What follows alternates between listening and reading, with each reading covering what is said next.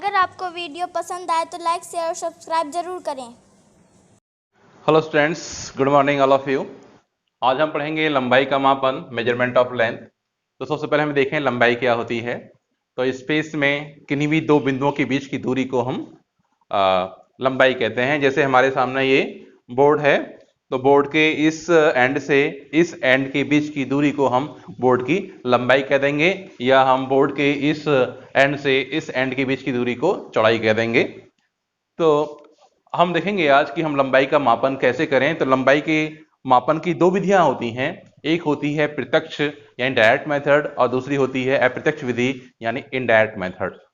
Direct method में हम metre scale से किसी तार की लंबाई नाप लेते हैं, और वर्नियर स्केल से हम किसी सिक्के का या किसी स्फीयर का डायमीटर फाइंड कर लेते हैं, और स्क्रू गेज से हम किसी पतले तार का डायमीटर फाइंड कर लेते हैं। तो स्क्रू गेज से, मीटर स्केल से या फिर वर्नियर कैलिपर से जो हम मेजरमेंट करते हैं वो हमारा डायरेक्ट मेथड ऑफ मेजरमेंट होता है, या ये प्रत्यक्ष विधियां ऑफ प्रत्यक्ष मापन की प्रत्यक्ष विधियां हैं। अप्रत्यक्ष विधि में हम किसी भी इंस्ट्रूमेंट की सहायता से डायरेक्टली हम लंबाई का मापन नहीं कर पाते हैं। तो हमारा टॉपिक यही है कि अप्रत्यक्ष विधि से लंबाई को कैसे मापें। तो अप्रत्यक्ष विधि से लंबाई को मापने के लिए एक विधि है जिसे बोलते हैं हम लंबन विधि, यानी लंबन विधि मापन की अप्रत्यक्ष विधि है। तो सबसे पहले हम ये समझें कि ये लंबन विधि क्या होती है। तो एक कॉमन सी फेनोमेना है कि आप एक पेंसिल लें या एक मार्कर ले लें और अपनी नाक की सीध में रखें, और अपनी लेफ्ट राइट आइज को रिस्पेक्टिवली क्रम से बंद करेंगे। तो आपको ऐसा प्रतीत होगा कि मार्कर या फिर पेंसिल की जो पोजीशन है, जो स्थिति है, वो बार बार दाएं बाएं हो रही है, और वो अपनी पोजीशन से कितना दाएं हट रही है या कितने बाएं हट रही है उसे हम आधारक कहते हैं। क्या कहते हैं? बेस लेंथ कहते हैं।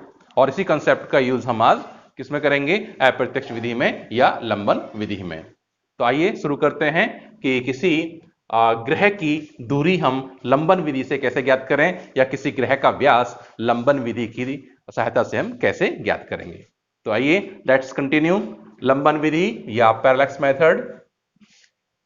तो यहां पर ये फिगर देख रहे हैं आप। इस फिगर में एक स्फीयर है जो अर्थ को रिप्रेजेंट कर रहा है, जो पृथ्वी को शो कर रहा है, और यहां पर ये ए और बी प्रेक्षक की दो स्थितियां हैं।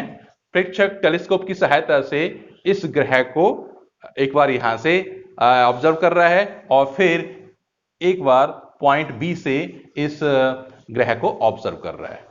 तो ये जो हमें ए और बी के बीच की जो दूरी है वो कितनी मान ली हमने? बी आधार, जिसे हम आधार कहेंगे, बेस लेंथ कहेंगे। और ग्रह से पॉइंट बी या पॉइंट ए के बीच की दूरी कितनी है? एस है। ये अर्थ है और ये ग्रह है जिसकी हमें दूरी ज्ञात करनी है।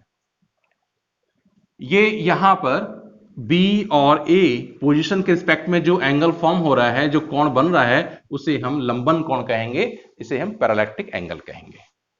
और इस एंगल को हम एक इंस्ट्रूमेंट होता है ट्राइक्वेट्रम, उसकी सहायता से मेजर कर लेंगे। तो थीटा हमारे पास नोन हो गया ट्राइक्वेट्रम से। अब हमें एस मेजर करना है। बी हमने मेजर कर लिया कि ए और बी के बीच की लेंथ कितनी है? बी है। It can be easily measured. अब आते हैं हम इस फिगर में। अभी जो एस है ये बहुत ही लार्ज डिस्टेंस है, और ये जो बी है ये बहुत ही स्मॉल डिस्टेंस है। तो यहां हमें थोड़ा सा अप्रोक्सीमेशन करना पड़ेगा।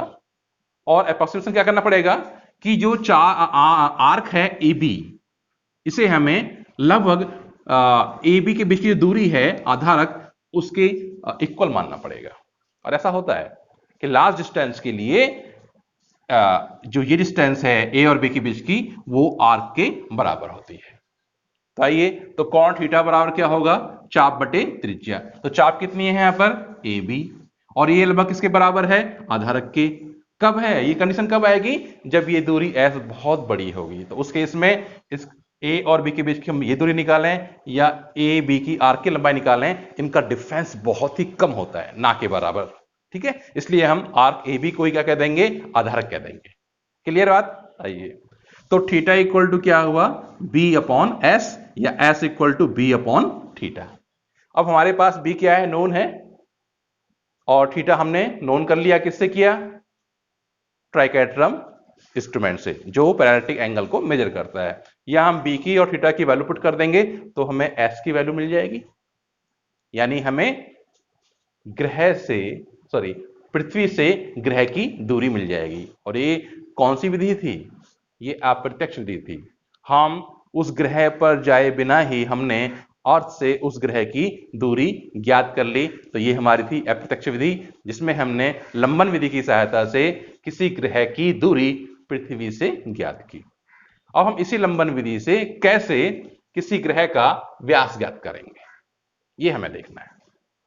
तो आइए, अब ये हमारे पास फिर से देखें, ये अर्थ है और ये ग्रह है जिसका हमें व्यास ज्ञात करना है, और ये प्रेक्षक की स्थिति है। प्रेक्षक टेलीस्कोप को लेता है और जिस ग्रह को देखना चाहता है उसे वो फोकस करता है।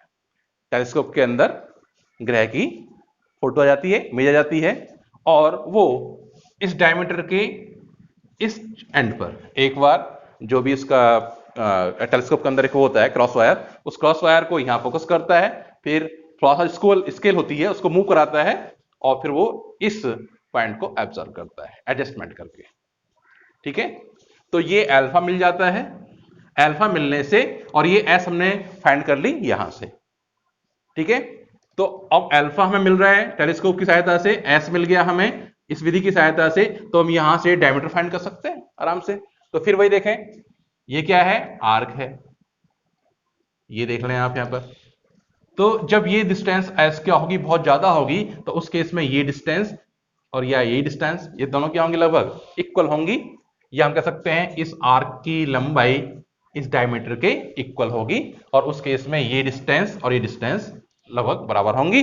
तो कोण अल्फा बराबर डायमीटर अपॉन एस, या डी बराबर अल्फा इंटू एस।